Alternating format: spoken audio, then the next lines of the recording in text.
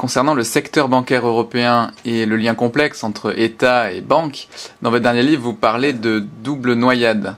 Est-ce que vous pourriez expliquer ce concept? Tout à fait, mais c'est l'idée que lorsque, vous savez que dans le droit français, la seule situation où vous n'êtes pas coupable de non-assistance à personne en danger, c'est lorsque vous n'allez pas secourir quelqu'un qui se noie. Parce qu'un noyé est capable de vous couler dans le geste même où lui-même se noie. Et c'est la situation que nous connaissons aujourd'hui dans la zone euro, c'est-à-dire que les États sont venus à la rescousse des banques, mais sont en train de courir le risque de se noyer avec elles. Et l'élastique qui relie le sauveteur au noyé va dans les deux sens, c'est-à-dire, un certain nombre d'États, on l'a dit tout à l'heure, se sont surendettés pour sauver leurs banques, mais inversement, aujourd'hui, un certain nombre de banques, par exemple, vendent des CDS, donc des titres financiers qui apportent une assurance sur le risque de défaut souverain de leur propre pays. C'est le cas par exemple de BNP Paribas. BNP Paribas a vendu plusieurs milliards de CDS sur la dette française. Ce qui veut dire quoi? Ce qui veut dire que le jour où la France elle-même sera en difficulté, ce qui peut arriver demain matin, donc les spreads, donc les taux d'intérêt auxquels la France emprunte vont exploser. Mais à ce moment-là, BNP Paribas elle-même se retrouvera en difficulté parce qu'elle se retrouvera contrainte d'avoir à jouer son rôle d'assureur vis-à-vis de tous ceux qui lui ont acheté des CDS sur la dette française. Or, l'actif au bilan de BNP Paribas, c'est 2000 milliards d'euros, donc c'est l'équivalent du PIB français, ce qui veut dire que nous ne pouvons absolument pas nous permettre de laisser BNP Paribas faire faillite. Absolument pas. Or, si la France elle-même est malmenée, BNP Paribas le sera elle aussi à cause de sa position de vendeuse de CDS sur la dette française, ce qui fait que nous serons obligés de venir secourir BNP Paribas, ce qui grèvera de nouveau la dette publique française et pourrait provoquer la noyade des deux. Alors c'est ça la double noyade que j'essaie de décrire dans l'ouvrage au niveau européen. Et en fait, il y a même une triple noyade, puisque le sauveteur en dernier ressort que pourrait être la Banque Centrale Européenne est elle-même menacée par le risque de faillite, comme je disais tout à l'heure, parce que ses fonds propres sont très faibles, de sorte que s'il y avait une catastrophe de type une grosse banque européenne qui fasse faillite, pas forcément BNP Paribas, mais peut-être Deutsche Bank, ou peut-être la Société Générale, ou une autre, encore que je n'ai aucune information là-dessus, si une grosse banque européenne venait à faire faillite, alors la BCE elle-même pourrait encaisser des pertes phénoménales et ne plus pouvoir assurer son rôle de prêteur en dernier ressort, sauf à utiliser le pouvoir de création monétaire qui est le sien. Donc en fait, il y a même un phénomène de triple noyade institutionnalisé aujourd'hui en Europe. Et vous dites dans le livre qu'on ne peut même pas vraiment en parler dans le débat public, parce que si on en parle, on inquiète les marchés, et le fait de les inquiéter va faire que les craintes vont être réalisées. C'est ce que vous dites. Tout à fait. Je me souviens d'une discussion que j'ai eue en septembre 2011 avec un haut fonctionnaire français qui m'a dit « Gaël, vous n'avez pas le droit de dire que la Grèce va faire défaut sur sa dette souveraine. » Ce à quoi j'ai répondu « Mais pourquoi elle ne va pas faire défaut ?» Il m'a répondu « Mais bien sûr qu'elle va faire défaut, je sais très bien qu'elle va faire défaut, je sais aussi bien compter que vous, sinon mieux, ce qui est tout à fait vrai, mais vous n'avez pas le droit de le dire. Parce que le dire inquiète l'opinion publique et donc peut provoquer ce que l'on craint. » Voilà. Vous avez le même problème pour une banque, aucune banque ne peut vous dire qu'elle va mal. Parce que si elle commence à vous dire qu'elle va mal, alors ses principaux clients vont retirer leurs avoirs de la banque et de fait, elle va être mise en faillite. De fil en aiguille, les États eux-mêmes ne peuvent pas dire que leurs banques vont mal. Parce que si une banque comme BNP Paribas allait mal, alors même le président de la République en France ne pourrait pas le dire parce qu'il sait très bien qu'en le disant, il provoquerait la faillite de BNP Paribas qui à son tour provoquerait la noyade de l'État français. Par exemple, on peut remarquer que la première semaine de novembre de cette année, novembre 2012, les 4 premières banques françaises ont emprunté 200 milliards d'euros auprès de la Banque de France. C'est une somme considérable, qui est à peu près le montant de leurs fonds propres, cumulés, qui devrait signaler des grosses difficultés. Et évidemment, ceci a été fait dans la plus grande discrétion, à cause de ce que je viens de dire. Alors, au fond, on pourrait dire c'est de bonne guerre, parce que c'est le travail d'un banquier de vivre sur la confiance qu'on lui accorde, et de sorte qu'il n'a pas le droit, au fond, de mettre en péril cette confiance. C'est vrai. Mais la conséquence de ceci, c'est que nous ne devrions jamais poser la moindre question publique à un banquier. On en connaît déjà la réponse. Il vous dira toujours qu'il va bien, et que les décisions qu'il faut prendre sont celles qui l'arrangent lui. Et c'est là qu'il y a une vraie difficulté, et on pourrait dire un mensonge structurel en Europe, c'est que nous n'avons pas toujours eu la sagesse, et nous n'avons pas toujours la sagesse de ne pas demander leur avis aux banquiers.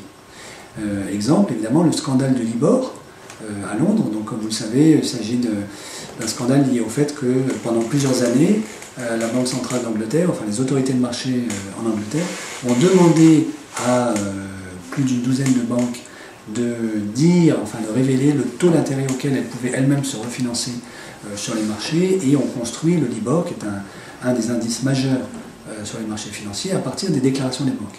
Et on se rend compte aujourd'hui, mais en fait ça avait déjà été remarqué dès 2008 par les observateurs un peu aiguisés, on se rend compte aujourd'hui que ces banques ont menti allègrement pendant des années. Alors, au fond, c'est assez normal qu'elles aient menti. La question, c'est comment se fait-il qu'on les ait crues? Et ça pose le problème de la complicité des autorités de marché, des autorités financières avec les banques. Voilà. Alors, je me souviens d'un texte de Frédéric Lordon au moment du début de la crise financière de 2008 qui parlait de prise en otage des États par les banques, puisque les États avaient été obligés d'intervenir pour les sauver. Dans votre livre, vous dites que finalement, cette prise en otage se poursuit et que les États sont toujours obligés de sauver le secteur bancaire. Alors, comment on sort de ça? J'ajouterais juste un mot avant de répondre à la question sur cette prise en otage.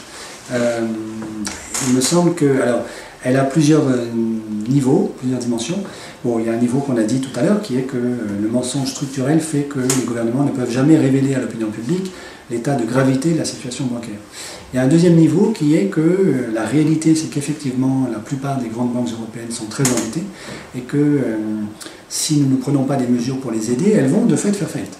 Et donc, d'une certaine manière, elles tiennent les gouvernements dans leurs mains en leur disant vous voulez notre mort, mais si vous ne prenez pas les décisions que nous voulons, nous allons mourir et vous mourrez avec nous. Vous voyez, parce que, comme je le disais tout à l'heure, comme une banque comme BNP Paribas, nous ne pouvons absolument pas nous permettre de la laisser faire faillite en France. La troisième manière dont le secteur bancaire peut aujourd'hui tenir la classe politique dans sa main, c'est celui, disons, de la corruption légale, puisque, en gros, un haut fonctionnaire public sait que, sauf s'il a une vocation à servir le bien commun, ce qui devrait être toujours le cas, mais qui n'est pas toujours le cas, en gros, à 45 ans, il va plafonner dans sa carrière, et que le mieux qu'il ait à faire pour servir son propre intérêt, et non pas le bien commun, c'est de pantoufler dans le privé. Et là, il sait très bien que s'il pantoufle dans une banque, il pourra multiplier son salaire par 100, par exemple. Donc, il y a un certain nombre de hauts fonctionnaires, français notamment, qui intériorisent à l'avance les desiderata des banques et qui, dès l'âge de 30-35 ans, font exactement au poste où ils se trouvent ce que les banques veulent d'eux qu'ils fassent. Je pense notamment à un certain nombre d'administrateurs civils du Trésor, mais il n'y a pas que, un certain nombre d'inspecteurs généraux des finances également. Et alors ceci fait que nous trouvons au sein même de la fonction publique, chez les serviteurs de l'État qui devraient avoir comme objectif principal de défendre l'intérêt commun, les meilleurs défenseurs de l'intérêt privé et particulier des banques. Voilà, ça c'est le troisième niveau grâce auquel les banques arrivent à prendre en otage la totalité d'un pays, puisque lorsque la haute fonction publique elle-même confond l'intérêt public, l'intérêt commun avec l'intérêt privé des banques, c'est la totalité du pays qui est prise en otage. Alors maintenant, comment est-ce qu'on sort de là? Alors moi je crois tout à fait à l'action politique. C'est-à-dire que nous avons absolument besoin de politiques courageux, dont l'objectif ne soit pas de pantoufler dans les banques, qui puissent taper du poing sur la table et avancer. Alors, par exemple, un commissaire européen comme Michel Barnier a fait avancer au niveau européen la question de la réglementation des marchés financiers. Alors on ne peut pas dire que rien n'a été fait, c'est vrai que ça avance, voilà. Alors souvent qu'on voit le verre à moitié vide ou à moitié plein, on dira que ça a bien avancé, c'est déjà pas si mal, ce qui est vrai, mais on peut dire aussi que ça n'a pas du tout suffisamment avancé, et que même sur un certain nombre de sujets, nous sommes en train de régresser aujourd'hui. Je donne quelques exemples. Comme vous le savez sûrement, le comité de Bâle, en Suisse, a édicté des nouvelles règles prudentielles qui sont destinées à obliger les banques à être plus prudentes dans la manière dont elles accordent des crédits, qu'on appelle des règles de Bâle 3. Eh bien, à l'heure où nous parlons, les banques ont réussi un lobbying tellement intense qu'elles sont en passe de parvenir à ne pas faire appliquer les règles de Bâle 3 en 2012, alors que ces règles devaient être appliquées à la fin de l'année. Elles ne le seront sans doute pas, et ça, c'est une immense victoire de la part du secteur bancaire. Donc là, il y a une régression du côté des règles prudentielles, du côté de la question de la séparation bancaire. Alors vous savez que donc, une loi a été votée aux États-Unis, qu'on a beaucoup avancé également en Grande-Bretagne. L'endroit où on est le plus en retard sur le sujet, c'est l'Europe continentale. Et non seulement on est très en retard, mais en France, Nous sommes les champions du retard sur cette question. Ce que nous sommes en train de faire actuellement, c'est de... Quelle est l'idée, juste si on pourrait repréciser, quelle est l'idée derrière la séparation bancaire et en quoi ça pourrait être utile justement de... L'idée de la séparation bancaire, c'est que actuellement nous avons en Europe continentale, mais pas seulement en Europe continentale, des banques universelles, c'est-à-dire des banques qui sont à la fois des banques d'investissement, donc qui interviennent sur les marchés financiers, qui originent des actifs dérivés, des dépôts, et puis des banques de dépôt qui recueillent les dépôts que nous connaissons, enfin ça c'est la banque que nous connaissons au coin de la rue, et qui accordent des crédits aux particuliers, aux entreprises. Alors, l'idée, c'est simplement de séparer ces deux types de métiers bancaires, non seulement à l'intérieur de l'entreprise, mais en coupant en deux les institutions qui chapeautent ce type d'activité, de manière qu'à aucun moment, l'activité de dépôt de la banque ne puisse être mise en péril par les bêtises que font les banques d'investissement. Alors, évidemment, les banques françaises sont vent debout contre cette réforme. Leur argument principal, c'est que les banques de dépôt et de crédit manqueront de liquidité si on les coupe du lien qu'elles ont aujourd'hui, si on coupe le lien qu'elles ont aujourd'hui avec les banques d'investissement. Je ne crois pas 15 secondes à cet argument, pour une raison simple, c'est qu'au fond, les banques d'investissement ne fournissent pas aujourd'hui les liquidités dont auraient besoin les banques de dépôt et de crédit. À telle enseigne qu'on connaît véritablement aujourd'hui en Europe, et plus spécialement en France, un authentique crédit crunch, donc un resserrement du crédit à l'économie réelle, contrairement à ce qu'affirment les banques. Et c'est bien le témoignage du fait que les banques d'investissement ne permettent pas aujourd'hui d'apporter les liquidités nécessaires au crédit.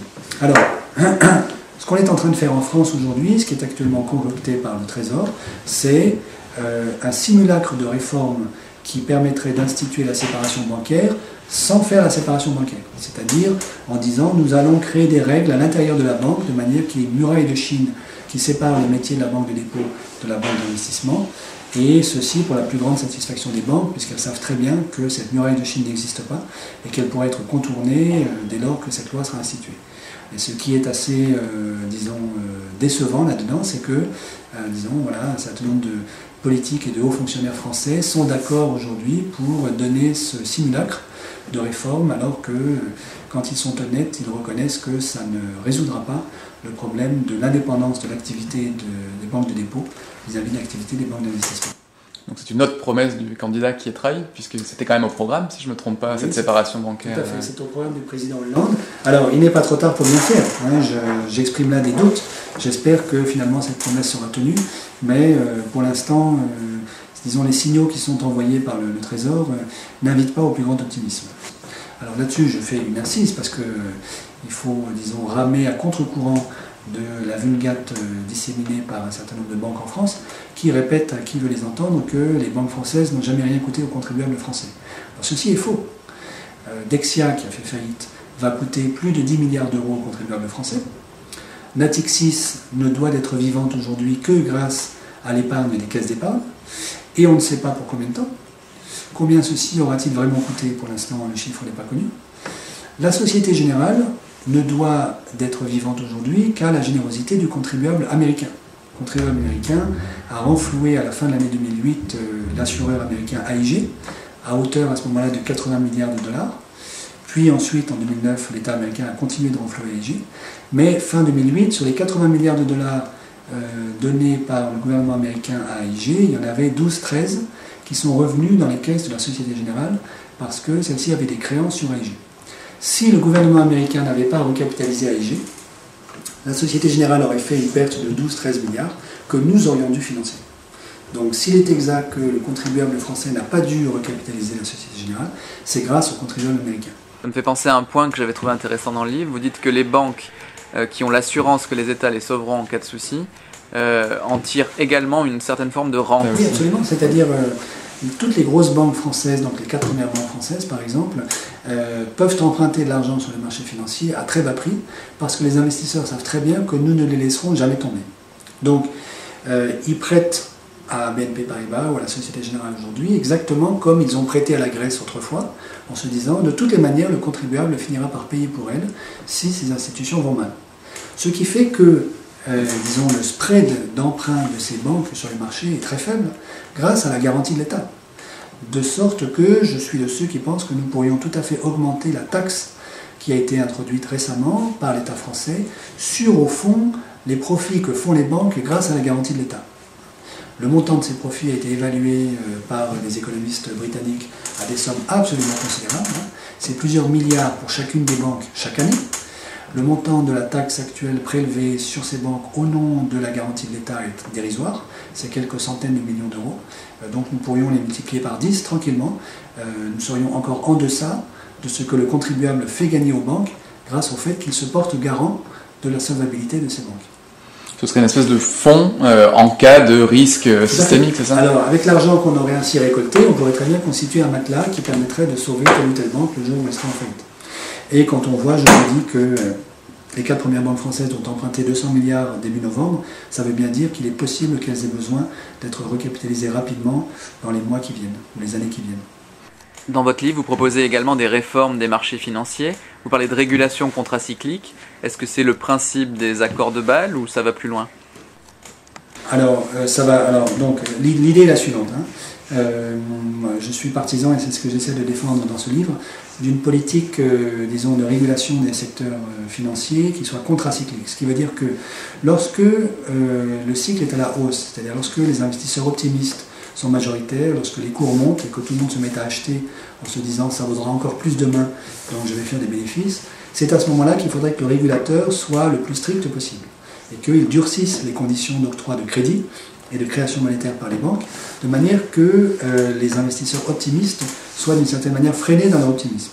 Et puis inversement, lorsque le cycle est à la baisse, c'est-à-dire lorsque ceux qui sont très endettés se disent « mais au fond, je n'arriverai jamais à rembourser mes dettes », donc se mettent à vendre leurs actifs pour se désendetter, ce qui est la situation dans laquelle nous étions au moins de 2008 à 2012. Lorsque le cycle est baissier, alors c'est à ce moment-là qu'il faudrait que le régulateur soit très laxiste pour permettre aux acteurs surendettés de se désendetter sans mourir. Alors, le constat qui a été fait par tout le monde, c'est que les règles prudentielles, notamment, qui avaient été mises en place avec Bâle 1 puis Bâle 2, étaient pro-cycliques, c'est-à-dire étaient d'autant plus laxistes que les choses apparemment allaient bien, et d'autant plus sévères qu'on était dans une phase baissière. Et donc, une réflexion a été amorcée pour changer ces règles de manière qu'elles soient contracycliques. Alors, au sein des règles prudentielles de Bâle 3, ce qui va dans ce sens-là, c'est ce qu'on appelle le coussin contracyclique, le buffer contracyclique. Et donc ça, c'est quelque chose que je soutiens complètement, mais de mon point de vue, c'est trop faible, c'est insuffisant, et ça l'est d'autant plus que finalement, Bâle 3 probablement ne sera pas appliqué l'année prochaine. Maintenant, pour aller jusqu'au bout de la logique d'une régulation contracyclique, il faudrait en fait confier à la Banque Centrale Européenne la responsabilité de devoir diagnostiquer le lieu du cycle où nous nous trouvons sur le marché financier et d'adapter sa propre politique monétaire au cycle. Ce qui ferait peser une lourde responsabilité sur les épaules de la BCE, mais après tout, je ne vois pas pourquoi elle ne l'endosserait pas, et ce qui l'obligerait surtout à tenir compte de l'inflation et des bulles spéculatives qu'elle provoque elle-même sur les marchés financiers via le laxisme de sa politique monétaire. Voilà.